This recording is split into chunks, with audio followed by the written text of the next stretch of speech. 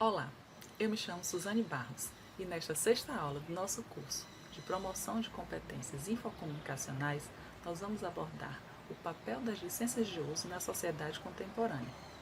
Veremos alguns conceitos e o contexto de criação das licenças Creative Commons que podem ser usadas como alternativas legais para dar suporte ao trabalho dos bibliotecários em seus espaços de atuação.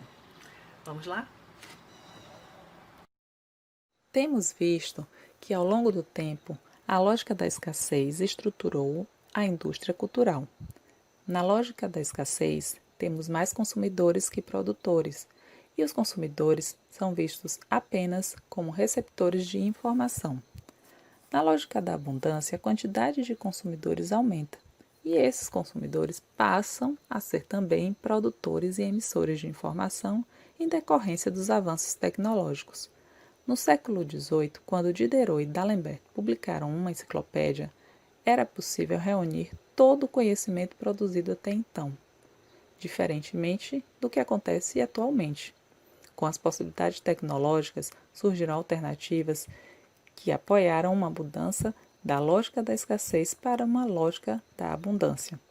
Como consequência, os produtores de conteúdo têm mais autonomia e conseguem um alcance muito maior por conta da tecnologia disponível. A música de Lulu Santos é emblemática para nos lembrar que tudo muda o tempo todo no mundo. Ao mesmo tempo, sabemos que a dinâmica do cotidiano não permite uma rápida atualização na legislação. Mas foi pensando em solucionar os problemas gerados com o avanço da tecnologia, de forma a equilibrar o direito do autor e o interesse público, é que foram criadas as licenças Creative Commons.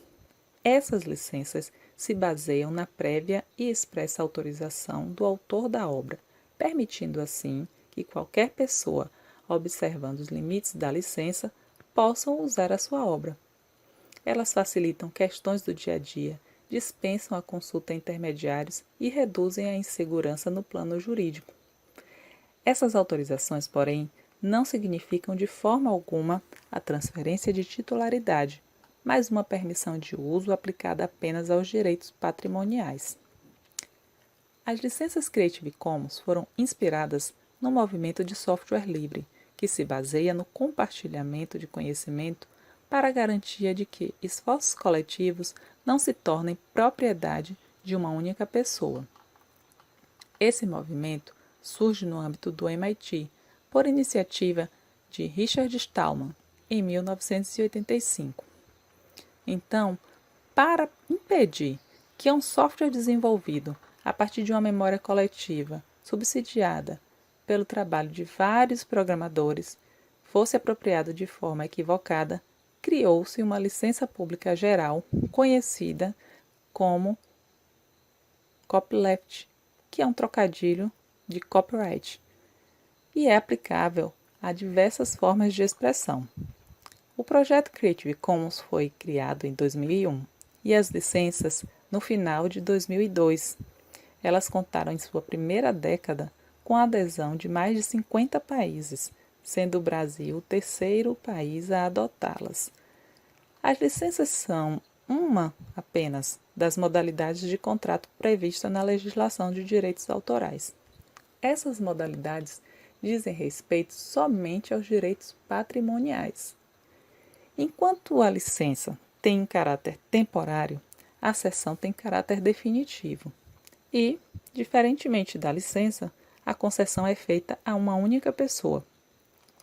A proposta das licenças Creative Commons, além de possibilitar maior flexibilidade, foi também padronizar as cláusulas, facilitando o cotidiano do autor no que se refere a questões administrativas e burocráticas.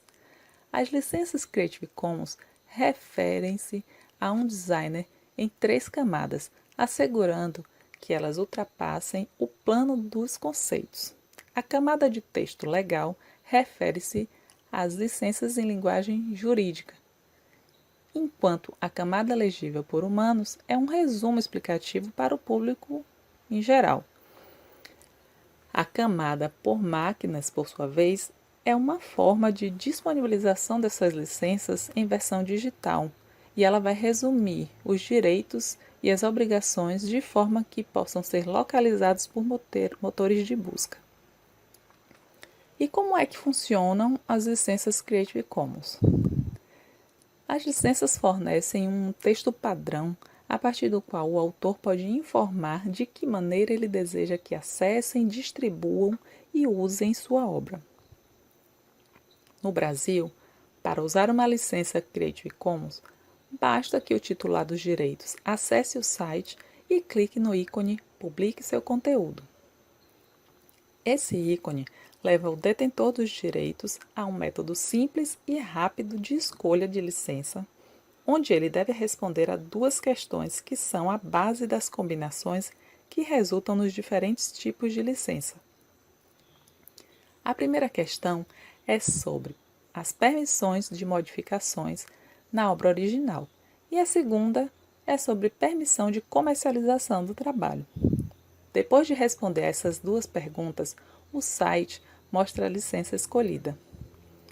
Após selecionada a licença, um código padrão é disponibilizado com instruções para incluí-lo, bem como o resumo dos direitos e também as obrigações num formato compreensível por máquinas, que irá gerar um botão de licença de forma automática. Ao todo, temos 6 combinações possíveis, sendo a licença de atribuição, a CC BY, presente em todas elas, pois refere-se ao direito moral do autor, um direito que, como já vimos, é intransferível e inegociável. As outras combinações vão incluir a possibilidade de comercializar, permitir alterações, obras derivadas e compartilhamento igual. Caso a obra não esteja disponível em suporte eletrônico, ainda assim é possível atribuir uma licença indicando um texto padrão ou inserindo um botão da respectiva licença com uma instrução. Embora não seja interesse do projeto reunir ou ter nenhum tipo de controle sobre as licenças, sobre as obras licenciadas, em seu site existe uma ferramenta de busca para auxiliar na localização de obras para as quais foi atribuída uma licença Creative Commons. Um dos principais utilizadores das licenças Creative Commons é a Wikimedia Commons, um repositório multimídia da Wikipédia. O Flickr e o Jamendo são outros exemplos também de utilizadores dessas licenças. Se fizermos uma busca na Wikipédia sobre a enciclopédia de Diderot e d'Alembert, por exemplo, e clicarmos na imagem do ficheiro, teremos a possibilidade de baixar uma cópia da imagem. E se clicarmos em mais detalhes, saberemos sobre qual licença a imagem está licenciada. Neste caso, a obra está em domínio público, ou seja, não é necessário pedir autorização para usar, basta fazer a atribuição de autoria. Eu gostaria de destacar 3 pontos sobre essas licenças. A primeira é que o autor não é obrigado a aderir ao uso de licenças. A segunda é que quando o autor decide pela atribuição de uma licença, não é possível depois mudar a licença escolhida. A terceira é que, como forma de manter a cadeia de criatividade aberta, se o autor optar por uma licença que permita a modificação da obra, a obra dela derivada deve ser disponibilizada sob a mesma licença. Bom, podemos ver aqui algumas das atividades que exigem dos bibliotecários uma aprendizagem de práticas e procedimentos de letramento em direitos autorais. Essa aprendizagem deve envolver a compreensão da estrutura, do funcionamento e das implicações do sistema de direitos autorais, incluindo aí a evolução das leis, das práticas e também das expectativas dos usuários, para que profissionais possam incentivar e promover a produção de novos conhecimentos e o acesso à informação, e, dessa forma, cumprir com seu papel.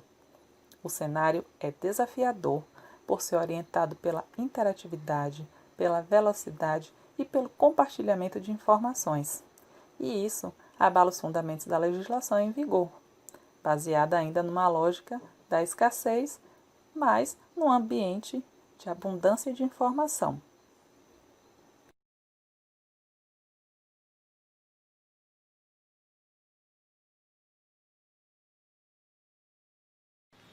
Eu gostaria então de agradecer pela sua atenção e de reforçar que o acompanhamento das mudanças da legislação e das questões relacionadas ao direito autoral é muito importante para o bibliotecário fortalecer sua postura crítica e também para que ele se torne um agente de mudanças no equilíbrio entre o interesse público e o direito do autor. Um forte abraço. Nos falamos lá no fórum.